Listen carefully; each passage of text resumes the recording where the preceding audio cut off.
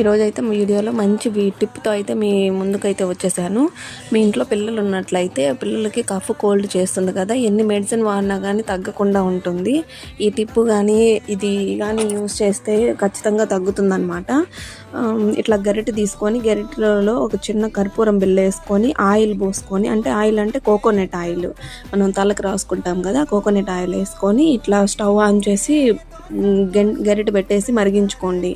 బాగా మరిగిన తర్వాత కర్పూరం మరిగిన తర్వాత ఇట్లయితే మంట అయితే వస్తుంది, దాన్ని చూసి అయితే భయపడొద్దు. ఈ విధంగా మరిగిన తర్వాత చల్లారిన తర్వాత ఫ్రంట్కి బ్యాక్కి గుండెల దగ్గర అయితే పూసేసేయండి.